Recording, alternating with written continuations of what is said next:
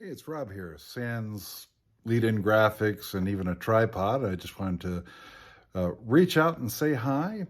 You can call me Fluxburger. That's the name under which I make my music. And I wanted to show you my new toy. This is an attempt at building out a modern incarnation of a standard ARP 2500 configuration.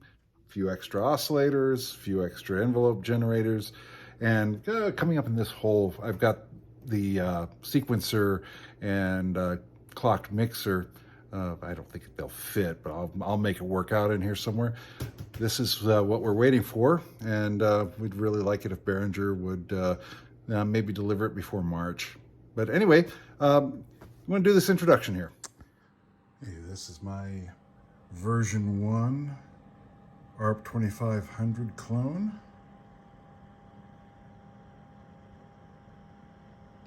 First lane is loaded into a KB37, Waldorf KB37.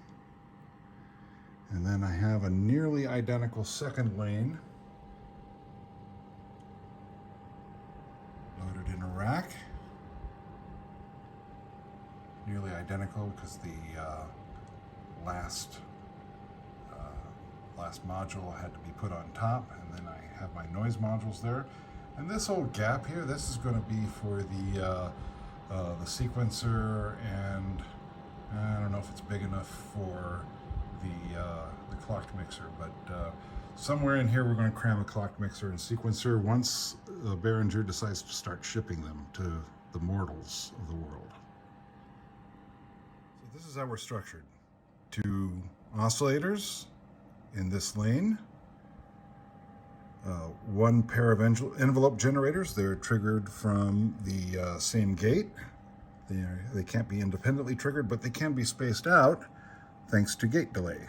So there's my mutable instruments links, which is a convenient way to spread some signals out. And so we got 2 different filters. We got the 1047 and 1006. 1047 is a multi-mode, and 1006 is just kind of a single, I think it's a 24 dB low pass, although I could stand corrected on that if somebody comes up with that. And then the mod amp for a little ring modulation / gate related timing changes. So it's a pretty interesting piece there. We can get into that a little later. And so if you look up here, we've got, again, another pair of oscillators, just like down here. Another envelope generator, and another filter amp and mod amp, the 1006 and 1003 pairing. The filter amp does both filter and VCF, VCA, kind of a basic one. And up here I have another 1047 multi-mode. And the idea is that we've got 1 filter bank for each oscillator if we want it, or for pairs of oscillators if we want it. And then up here we added the sample and hold and noise, since they're kind of related, and they're a little out of the way. They don't always get used, so I put them up because if they don't get used, then you don't have cables draping in front of this skiff here.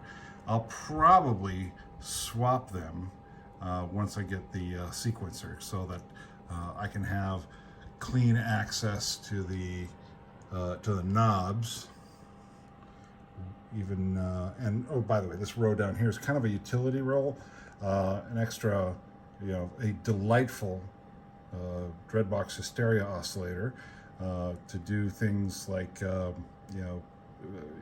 sync and FM without burning an entire 2500 oscillator. And then some more mults. This rig really loves its mults. And a little mixer for the occasion when I need a mixer. And we got a little effects block here for delay and reverb and cloudy things. All right, there she is. That's the 2500 clone as it stands today.